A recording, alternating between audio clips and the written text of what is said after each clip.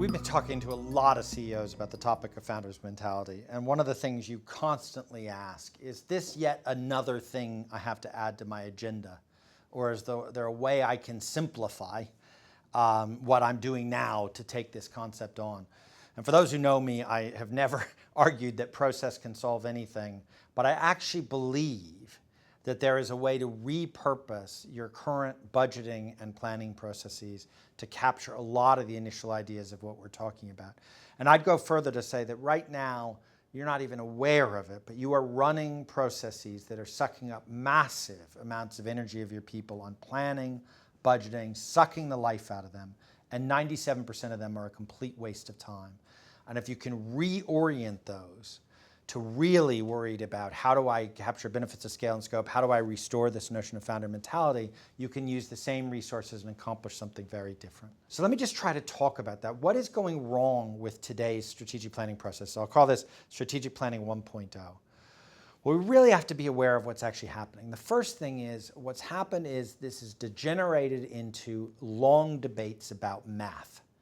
Your people are spending endless hours with templates, PowerPoint charts, all day in dark windowless rooms debating math rather than debating strategy and people. It isn't serving the people that are serving your customers. You're just going through a process every year for your bureaucrats, no offense intended, to decide what they get to do each year as opposed to your frontline deciding how better to serve customers. And the process shouldn't be run by the bureaucrats. The process should be ultimately owned by the kings. And by kings, what we mean is those people on the front line who are delivering your customer promise every day.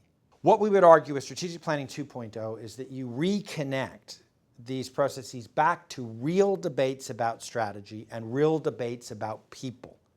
You make sure that when you're allocating resources, you're allocating them against future growth, putting not only financial resources against it, but talent in the same discussion. It's all about reconnecting to strategy, reconnecting to actual talent.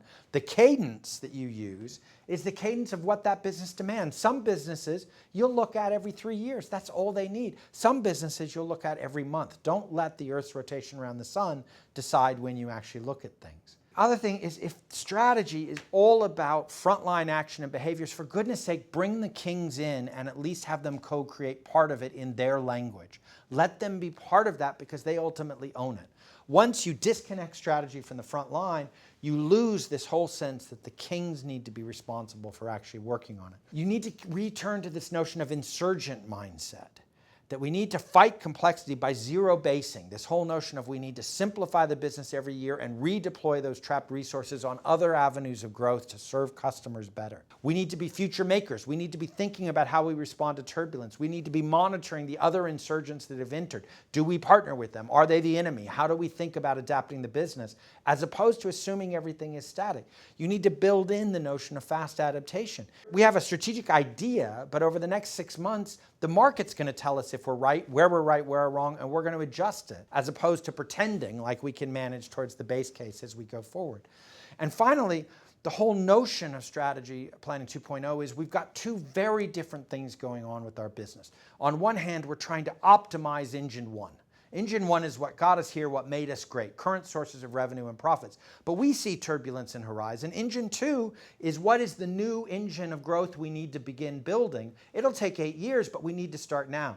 Strategic Planning 2.0 is about separating how we devote time to optimizing engine one and then having a radically different solution to how we think about engine two.